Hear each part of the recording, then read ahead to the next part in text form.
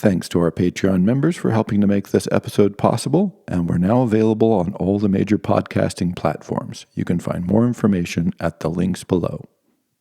Good evening, ladies and gentlemen, and welcome to Reading Kant's Prolegomena to Any Future Metaphysics, Part 4, in which we will start on the main transcendental question, second part, how is pure natural science possible?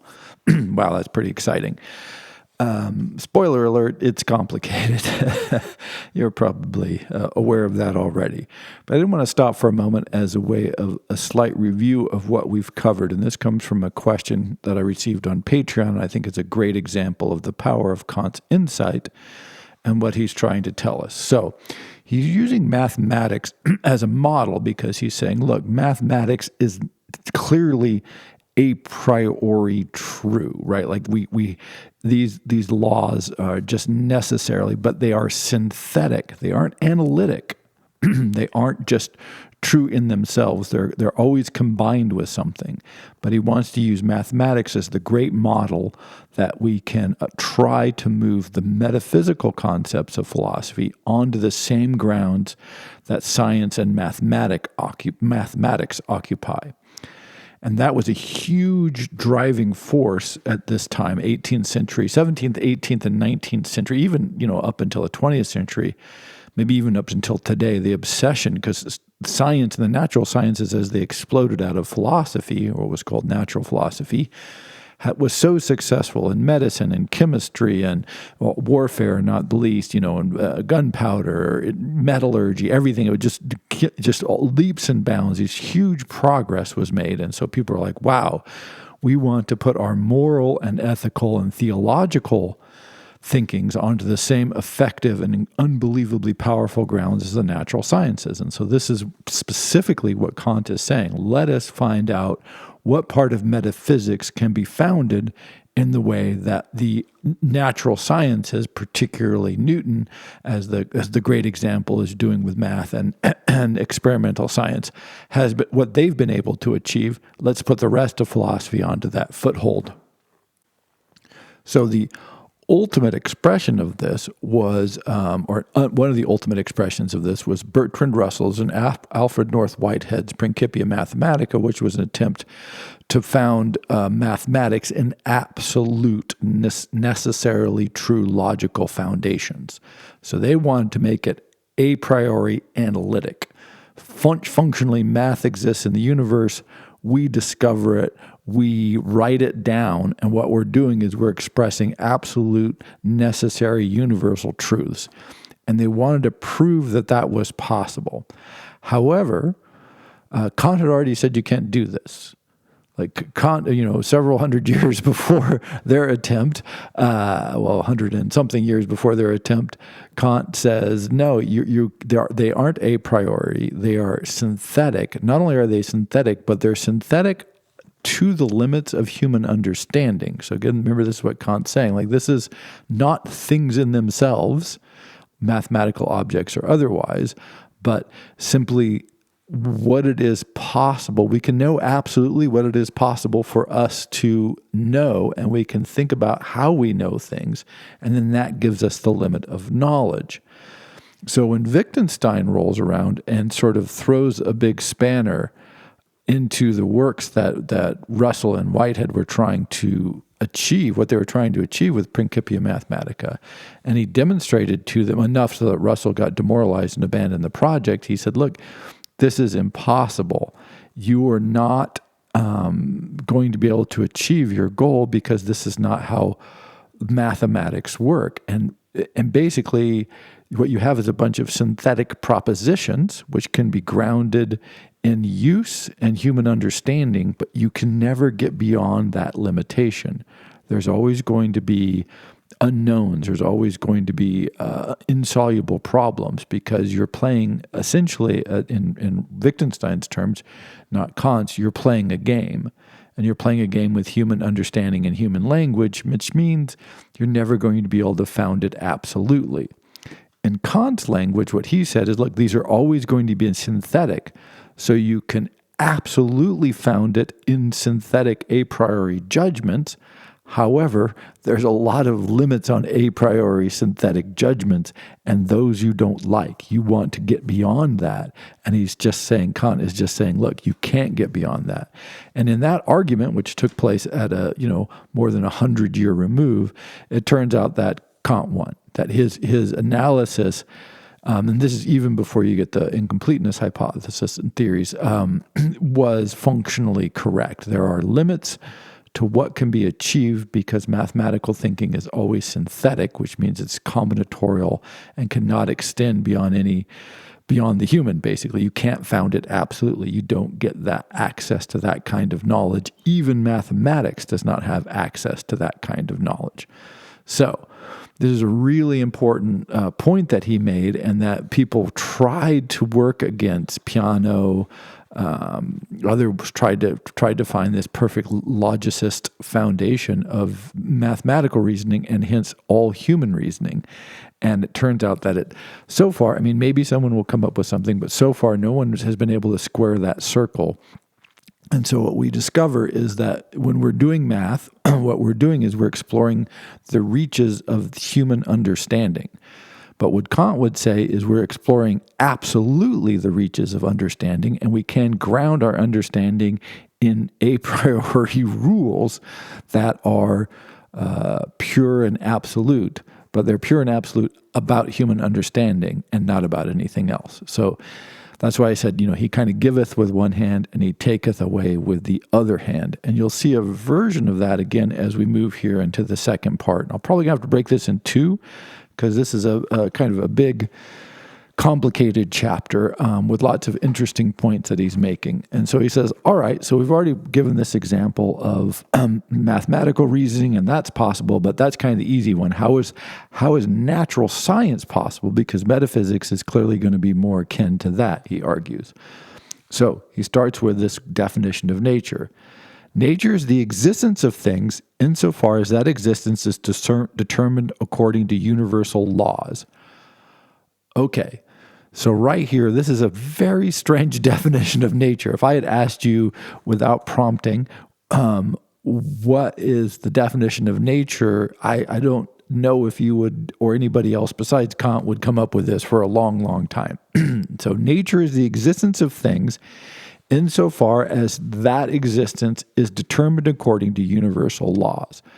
Why does he say this? Well, he says this because, as you've probably figured out by now, we're not going to be able to know anything about nature because that's just the limits of human understanding. But universal laws, that we can know about. This is so great. This is the magic of Kant. That what you think is easy, knowing about objects in nature, sure, we can know about that. Kant's like, yeah, not so much. Hey, but you know what you can know about? Universal laws, because that's much closer to the kind of thing that humans have access to. Again, Kant, what a thinker. So he goes on to say, if nature meant the existence of things in themselves, which again we already know we don't have access to, we would never be able to cognize it either a priori or a posteriori. Not a priori, for how are we to know what pertains to things in themselves, inasmuch as this can never come about through the analysis of our concepts, analytical propositions? Since I do not want to know what may be contained in my concept of a thing, but what would be added to this concept of the actuality of the thing, and what the thing itself would be determined by in its existence apart from my concept. So, in Kant's language, if we're trying to say nature is the things and our knowledge of the things, then we're in trouble, because that can't be a priori, because nothing can be added a priori from the outside, which we already know. My understanding and the conditions under which alone can it connect to the determination of things in their existence prescribe no rule to the things themselves. These do not conform to my understanding, but my understanding would have to conform to them. They would therefore have to be given to me in advance so that the determination could be drawn from them, but then they would not be a priori. In other words, if they weren't giving me something new, they would be a priori, but then I wouldn't be getting anything from them. And if I'm not getting anything from them, then I'm not getting anything new. So he kind of creates this little tautology of why that doesn't work. Such cognition of the nature of things in themselves would also be impossible a posteriori. Like, why can I know them empirically, so after the fact? For if experience were supposed to teach me laws to which the existence of things are subject, then these laws, insofar as they relate to things themselves, would have to apply to them necessarily, even apart from my experience. Now, experience teaches what there is and how it is, but never that is necessarily must be so and not otherwise. Therefore, it can never teach me the nature of things themselves. So I can't get the natures of things a priori, because that's in me, and I wouldn't be getting anything from the thing itself that's coming in. And I can't give them a posteriori, because then I can only find out. I can't find anything in general. I can only find out moment to moment to moment, and that there would never it's necessarily so, or it must not be so. It must be so and not otherwise, because my experience is always limited in time. So like things like I can't experience the infinite. Now we are nevertheless actually in possession of a pure natural sciences, which a priori, with all the necessary requirement for apodictic, which is absolute proposition, propounds laws to which nature is subject. Okay. So, and yet, despite these limitations that he's just made this clear argument for, he says, look, we have these two limitations. You would think this would make science impossible. And yet, look how great science is doing. It must be possible. So the question then is, how is it possible? And the answer is, well, in fact, if you go down the end of chapter 15, he actually says it. These are truly universal laws of nature that fully exist a priori. There is then a fact of pure natural science, and now the question is, how is it possible, right? So how is it possible to have a natural science with these two limitations that it can't be a priori, it can't be a posteriori from experience? So where do we land? So he says, therein we find mathematics applied to appearances and also merely discursive principles, which make up the philosophical part of pure cognition of nature. But indeed, there is also much in that is not complete or pure and independent of sources and experience, such as the concept of motion and impenetrability, of inertia, among others, so that it cannot be called completely pure natural science. Furthermore, it refers only to the objects of the outer senses and therefore does not provide an example of universal natural science in the strict sense. But among the principles of the universals of physics, a few are found that actually have the universality we require, such that the proposition that the substance remains and persists and that everything that happens always previously is determined by a cause, according to constant laws and so on. These are truly universal laws of nature. There we go. So the trick here is we can't know about nature in itself, but we can know about the universal laws that make the perceptibility of nature possible to us. And once we know that, well, hey, presto, now we've got absolute natural laws that allow us to do science, the natural sciences, in the way that we do mathematics. And that, for Kant, is a huge breakthrough. But again, notice his breakthroughs always come with these crazy limits, that what we really get to learn about are the natural laws a lot more than we get to learn about nature, because nature is simply a reflection of those natural laws. And so he moves on here in section 16 and, just pretty much clearly states this. The word nature assumes yet another meaning, namely one that determines the object, whereas it is above the meaning, it only signified conformity to the laws of determination of existence of things in general. So what I was talking about before is that nature gives you the laws for the determination of the existence of things, making existence of things possible at all, right? That it's possible for things to exist. It doesn't tell you anything about the things, doesn't give you the forms, but it just gives you that things can possibly exist. Again, he always moves further away than you think, because you could limit that statement and say nature is the set of things that allows for the existence of things, but nature is the set of laws or conformities with law that determine the possibility of the existence of things. Yeah. So nature considered materialistically is the sum total of all objects of experience. We are concerned here only with this, since otherwise things that could never be objects of experience, if they had to be cognized according to their nature, would force us into concepts whose significance could never be experienced. So again, this seems weird. All of a sudden we're talking about experience again. I thought we were trying to ground this a priori. Experience will provide the feedback proof for the universality of the laws, not from experience, but from verification, which we'll see in a second. Cognition of that which cannot be an object of experience would be hyperphysical, and here we are not concerned with such things at all, but rather with that cognition of the nature of reality of which can be confirmed through experience, even though such cognition is possible a priori and precedes all experiences. Whew. Right. So nature extends from, no, it doesn't extend from. Back that up. See, it's so hard to articulate this. I apologize. What he's trying to do is say the natural laws that we will be able to discover a priori are constructive of our empirical experiences. Therefore, it is our empirical experiences themselves, not the content of the empirical experiences, but that we have them functionally is what allows us to create the sense of universal natural laws. So, section 17. The formal in nature and the narrowing meaning is therefore the conformity of law of all objects of experience, and insofar as this conformity is cognized a priori, the necessary conformity to law of those objects. But it has just been shown the laws of nature can never be cognized a priori in objects insofar these objects are considered not in relation to a possible experience, but as things themselves.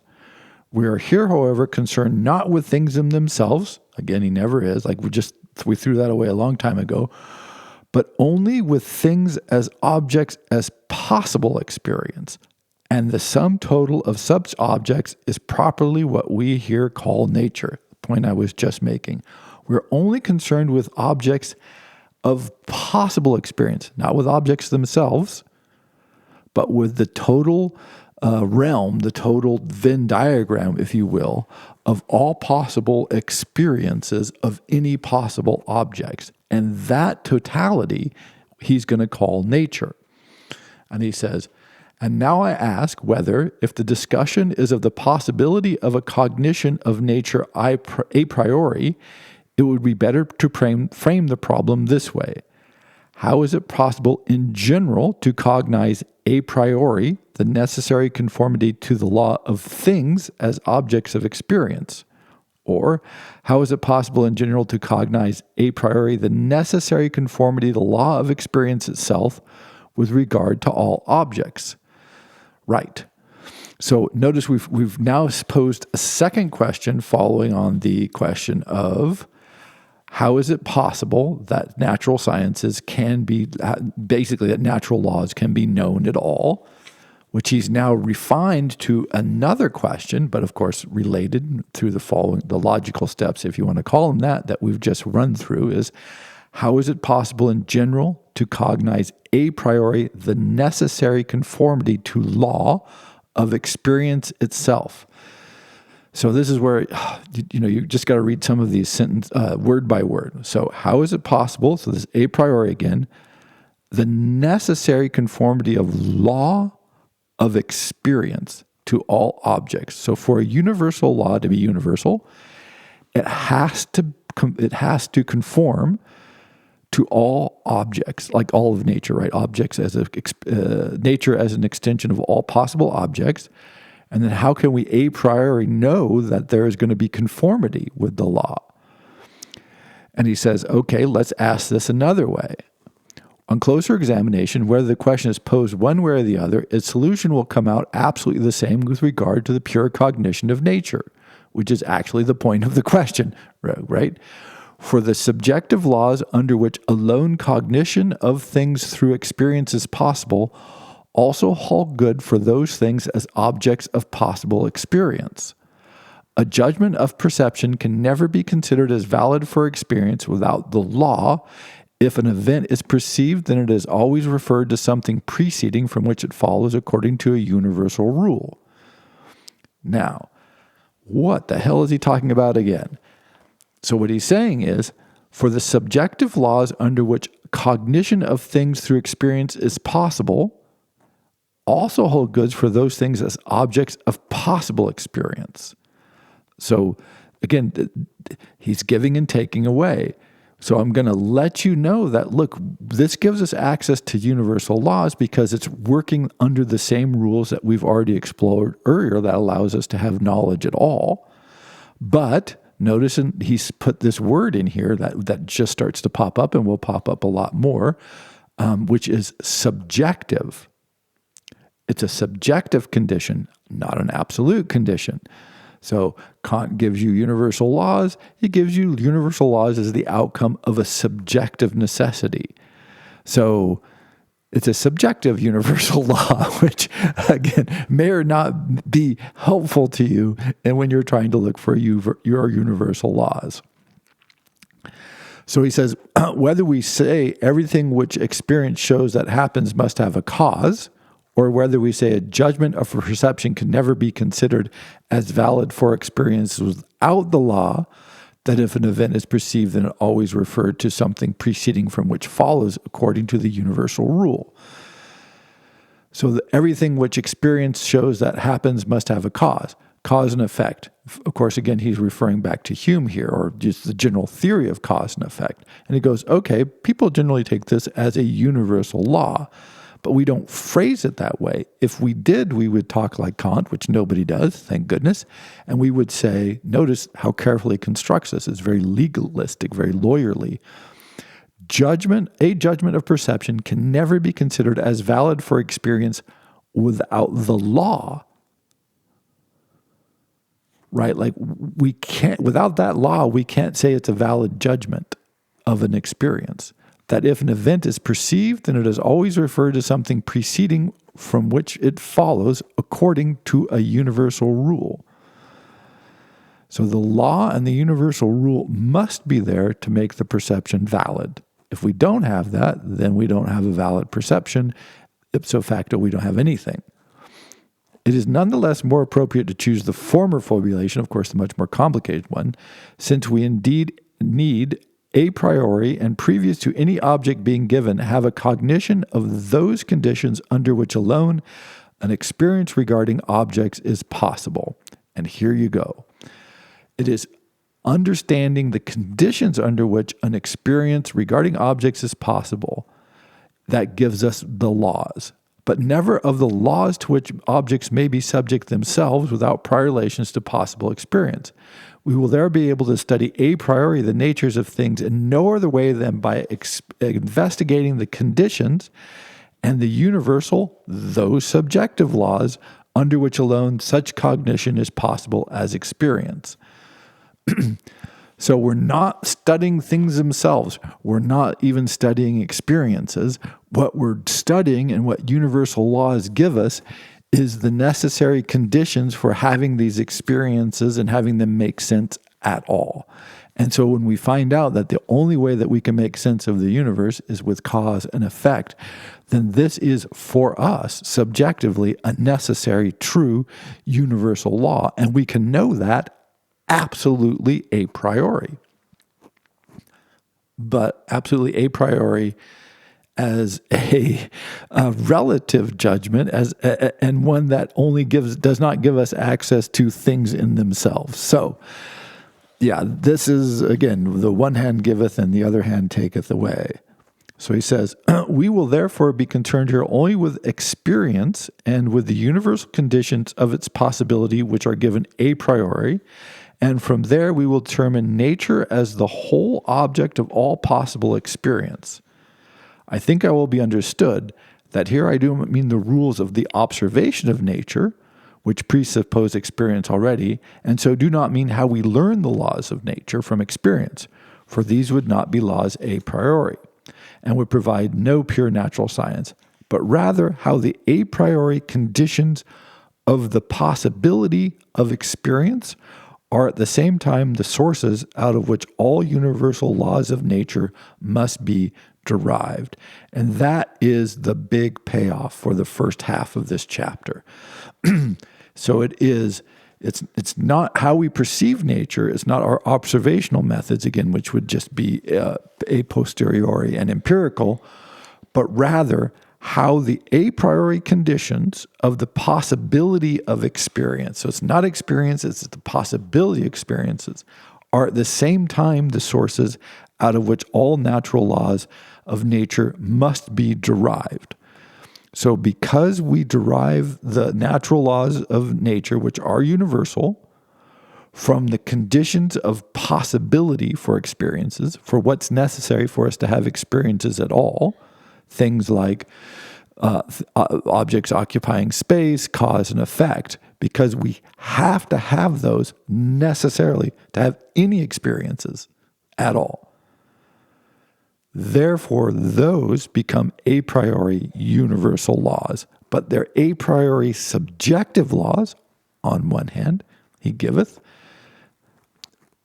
but they're a priori subjective laws about all possible objects that we can understand in the universe, which he defines as nature, so we can know all of nature through our universal laws, which is the goal of the natural sciences. However, we cannot know them in the objects of themselves, only as an extension of our subjective application of universal laws to a field of all possible experiences. Wow. And so, yeah, this is Kant. So he gives you this powerful insight, and then he gives you these powerful limitations. And that is what people have been struggling with ever since Kant started making these arguments. And again, it's not so much whether or not he's completely correct in all of his arguments. It's simply that he raises all these really, really thorny issues that are difficult to deal with. And so you see this rise again in chapter 18. And he says, we therefore, first of all, note that although all judgment of experiences are empirical, have their basis in immediate perception, nonetheless, the reverse is not the case, that all empirical judgments are therefore judgments of experience. Rather, beyond the empirical and in general beyond what is given in sensory intuition, special concepts must yet be added which have their origin completely a priori in pure understanding, and under which every perception first can be subsumed, and then, by means of the same concepts, transformed to experience. Empirical judgments, insofar as they have objective validity, are judgments of experience.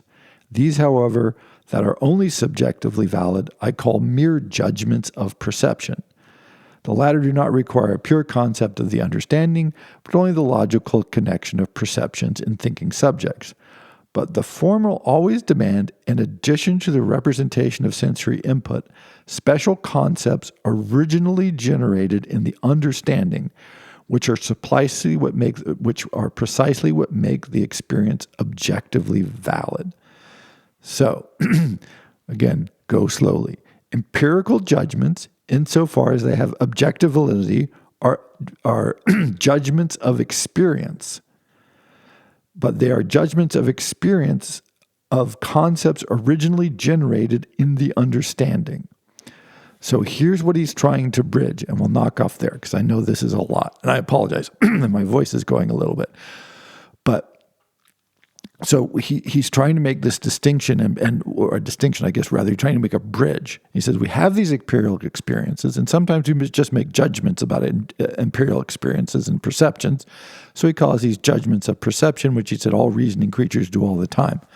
But the special category of these, scientific ones, that have objective validity, by the way, we're going to have to talk about what the word objective means in Kant, because that is going to come up here, of course, and make it even more difficult.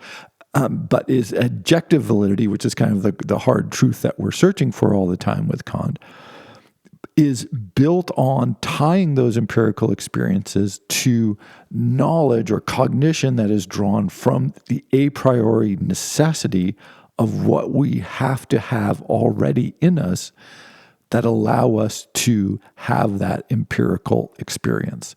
So for Kant, empiricism can always be, or is in fact always sort of an expression of a priori knowledge. We just kind of erase that and don't think of it that way. And he's saying, but if it weren't for these a priori structures and cognitions, we could never translate them. We would never understand them. We couldn't actually have it. But we've just blocked it out in our mind. We've blocked it out of our thinking. And he's saying this is what he wants to do, is show us that we have these structures. We can look at these structures. And when we understand these structures, then we can see that some of our empirical experiences, which are a posteriori, can be related back to and grounded into objective absolute validity because they relate to our a priori cognition. And that, of course, is how you tie the empirical sciences, let's run experiments, let's get data, let's be empiricists, into something that's bigger than just experiential things and into universal truths. And this is where Hume and all the skeptics always founder, according to Kant, and where he wants to say, no, we can ground this. We can absolutely build clear definitions and realities around empirical science because it's not just limited to what the experiments show. They can be universalized, i.e. Newton, and here's how. By the appeal to the a priori cognition that must be there that allows us to have these perceptions to begin with.